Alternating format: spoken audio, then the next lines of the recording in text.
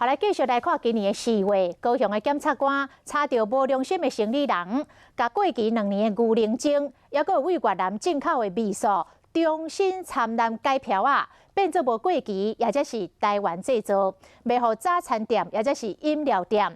食到这个物件是会引发到急性的胃肠炎。检察官用诈欺处罪罪，甲这公司3个负责人起诉。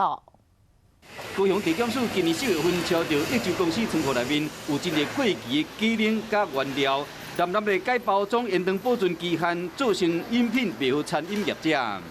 将该奶精搅料制成奶精半成品，贩售予不知情之 KTV、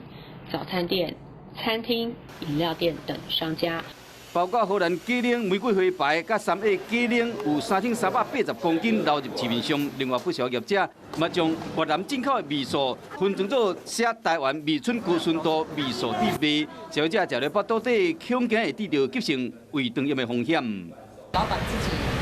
他会去跟厂商联络，然后会选择一些比较有信用的厂家。南部早餐店的业者听到这个消息是着惊佮无奈，因为一般因烦恼变成受害者，对着原料厂商拢会找靠信用的。检方目前嘛依着诈欺处罪等罪嫌起诉，一州姓郭的负责人等3个人。